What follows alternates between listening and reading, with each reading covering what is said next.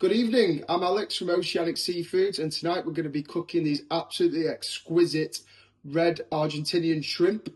So we're going to be making an orzo pasta using the shrimp, and we're going to use all the shells to make the sauce, so we're using the full product. So please enjoy, follow and cook with me.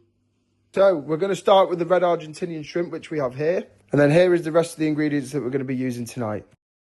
We're going to start by separating the heads from the rest of the prawn. Have a tray set aside to keep all of the shells and the heads together. Carefully remove the heads, making sure you don't damage any of the flesh. And then once you've done that, we're going to run some scissors down the underside, as you can see here, very delicately, again, not so you're cutting through the meat. This allows you to remove the shell without any troubles. As you can see here, it's quite easy to peel away. Just please be delicate and take your time because these prawns are well worth it. Again, please remember to keep all the shells in a tray as we're going to roast these for the sauce. Just prior to doing this, I did set my oven to 190 degrees. This is so the shells can get a really nice roast on them. Roasting the shells add a real big depth to the flavour of the sauce.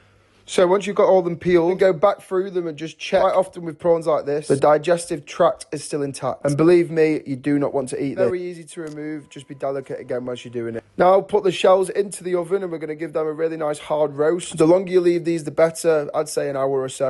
Whilst they're roasting, you can begin to make the sauce. So in a pan, get a little bit of olive oil, add in your mirepoix and cook that down softly. You want all the veggies to start going a little bit soft. I just keep this low and slow. Now all the shells are roasted, I add them into the pan with the veg. Then in goes the tomato puree. Give it a good mix and make sure it's all coated. Throw in some bay leaves and then deglaze the pan with the white wine. And you're going to cook this out a little bit. Once the wine's reduced down, you're going to add in the fish stock.